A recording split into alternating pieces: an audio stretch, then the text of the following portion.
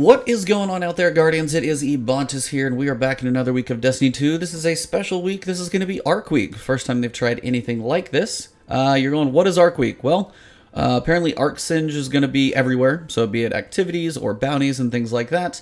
They've also tweaked some of the Arc subclasses, giving them kind of a once-over. Some of them very long overdue, since before Forsaken they needed some tweaks. So they've given some love to a couple supers that needed it. There are some patch notes if you guys need to look at those.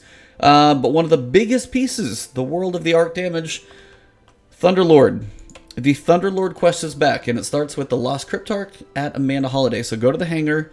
If for some reason you do not have Thunderlord yet, you really, really want this gun.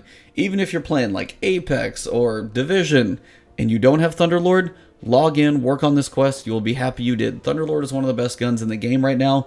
Even with machine guns getting a little bit of a nerf they did when it comes to both damage and reserves, Thunderlord is still amazing. So absolutely need to knock that out. It's not time gated. You can knock it out in one day if you just blow straight through all the parts.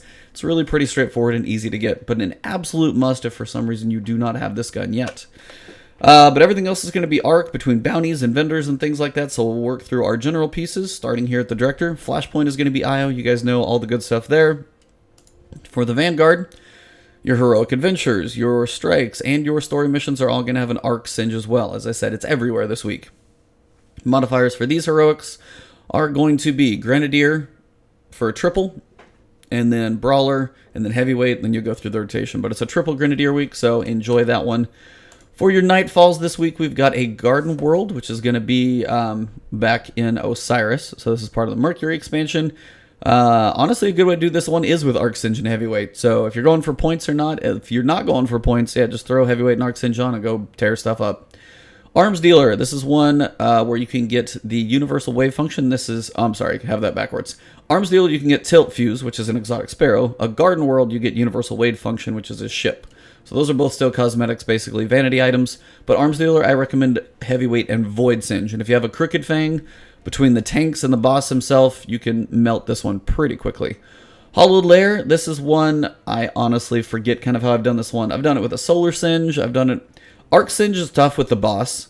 Solar Singe is actually what I've run before, but there are some tricky moments to it as well. So it's tough because the Scorn can get you in multiple different ways. I've done a video on it before, so definitely feel free to look that one up. But your reward here is the Minder's Ambition. It's that shotgun specifically from this strike, so definitely a good one to grind for if you don't have yet. It's still a pretty good shotgun to work with. For other PvE activities, we've got Escalation Protocol is all three items this week. So you got the shotgun, the SMG, and the sniper rifle. All three can drop from Escalation Protocol this week. And remember, the more you do this and don't get a drop, the better chances you are to actually get a drop. So stick with it. If you don't have the drop you're going for, you're likely to get a drop. Now, when it is a week of all three, I think any of them can drop. So it's not a guarantee you'll get the one you need, I don't think, but it will be at least be dropping weapons for you the more you do it. In Gambit, of course, Reckoning is going to be Arc Singe and Heavyweight all week long. And if you guys are wondering kind of the good days for the modifiers, we're working with this week. Basically, as I said, Arc is all week long. We are starting with Heavyweight, which is pretty good. And then it's your preference, really. For me, we've got a couple things. So you've got Blackout and Heavyweight, which is an okay combo. Blackout can be tough depending on the modifiers if anything gets close. But if you have people running a lot of tethers and you have bubbles and Saint 14, it's actually not so bad, and you can enjoy the Arc Singe the entire time. If you want to wait for something like Heavyweight and Prism, which is also depending of how it's going to go, I think the days are off at this point, so I actually can't confirm the schedule. Heavyweight does seem to rotate every other day, and it'll be like Heavyweight, Brawler, Heavyweight, Grenadier, so look for those. But at some point, Heavyweight and Prism usually tend to come together in a week, and that's one where not much is working against you, but that Prism can make different things be stronger or weaker. So there's different options in there, but it's going to be Arc all week without a doubt. Now, there's no singes on like Gambit Prime or Gambit or anything like that. That stuff's still all pretty standard. Over here in Crucible, since we do have some changes to the supers in your Arc subclasses, most of them you've got bottom tree for Titans. Both the top and bottom tree for Hunters and Warlocks got some love as well. So definitely check out your Arc supers and your subclass trees because they're all probably getting a little bit of love. And a good place to do that is Mayhem. Mayhem is back this week. Of course, a fun place. This is one I just wish was always here. I probably always say that. But it's just a fun playlist to mess around in because you can use your supers and it's a good way to blow off steam. Bunch of insanity happening, nothing too crazy, so just enjoy having some fun blowing people up. Now, everything else on the map should be pretty standard for now. You know, Tangled Shore and Dreaming City, we'll touch on those real quick towards the end. But we got a couple vendors to look at and see what has changed, so we're going to start with Eververse and check out some of these emotes. Alright, so we are in the tower. Again, remember, go over to Amanda Holiday for your Thunderlord quest. If you don't have that gun, you do not want to miss this guaranteed opportunity to get it. So make sure you do it. 100% for sure. So, we're going to go check out Eververse first. Just run on over here to her. I won't run between the rest of them, just wanted to point that out. What can I do? Let's see what she's got. So, standard bright engrams are going to be what they are. Those haven't changed yet. Nothing new there. So we've got a couple things. Faster than a speed bundles. This is going to be your Thunderlord ornament.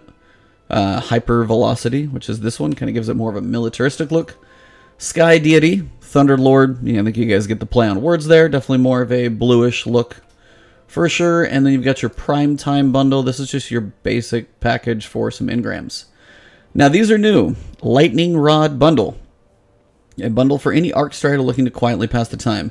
Contains the exclusive class-locked Arc Strider Patience emote. So this is for the Hunter only, and potentially Arc, I'm not sure. So you can't even see it, but basically, well, you can't actually see my Titan do it, but the idea is you're just sitting there rotating your Arc Strider staff, but I do believe this is truly Hunter only, the way I read that description. So, yep, Hunters only, right there on the package. So definitely if you play a certain class more, you're going to want to pick these wisely. Now, they're only 500. They're actually not that expensive, surprisingly, when, you know, the faster than speed, like some of these bundles are more than that. So the fact that they're only 500 for this one, I'm actually okay with that. That's actually not bad. $5 for an emote, it's pretty good. Let's see, Lightning Before Thunder. This is going to be for the Titans. It's going to be Striker's Patience. So just sitting there, smashing your fists together, waiting to go to town. Just honestly looks pretty cool. I really like these emotes. Some of them are subtle. That one's probably a little more subtle. The Lightning, Arc, and the Warlock ones I think are pretty cool though. Stormcaller's Patience. You can see he's got this like diamond that he's holding up, just kind of like, you know, controlling basically the arc energy in this diamond. So they're all pretty cool. They're only 500 silver. So honestly, in the grand scheme, they're not that bad.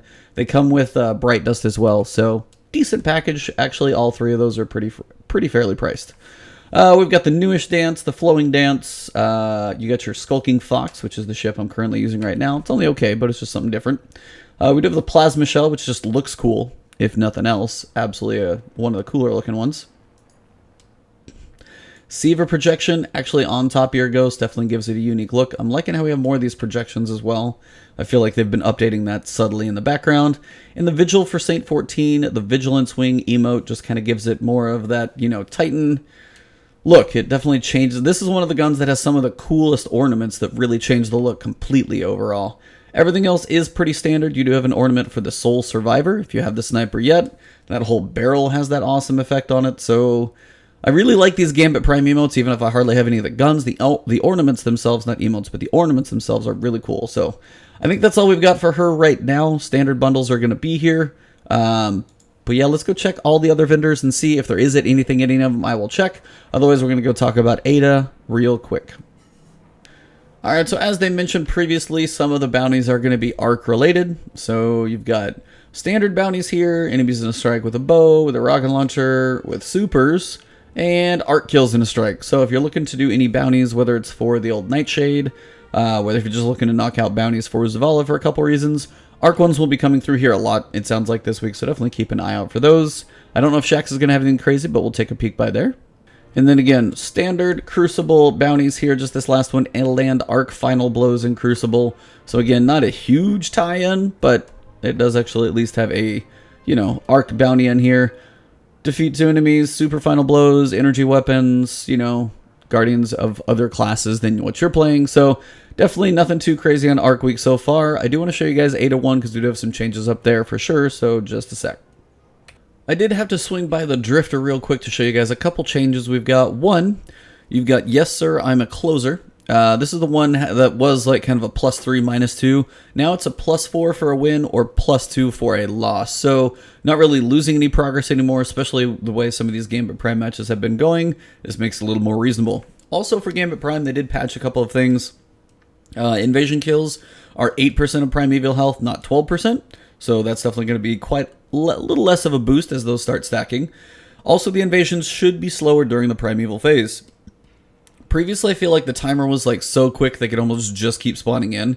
It's going to be up from a 30-second timer to a 40-second timer, and the timer's not going to start, it sounds like, until the person returns an invasion, either by their own accord when time runs out or by death. That's when the timer will begin again. So you should have some longer breaks between invasion. I mean, they're still probably going to be able to do it a decent amount, but hopefully the spacing will be a little more reasonable so you have some time to breathe, basically.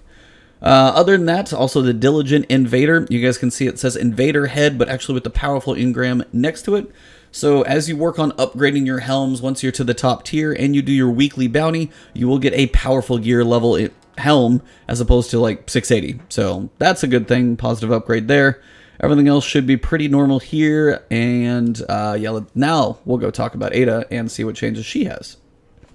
Alright Guardians, as you can see, her inventory has changed a little bit. So you still have your 5 daily bounties, you still have your 2 weekly bounties. Now, no matter how many ballistics logs you have, you can still only pick 2 of the weapon frames, but they are nice enough to allow all weapon frames to be purchasable.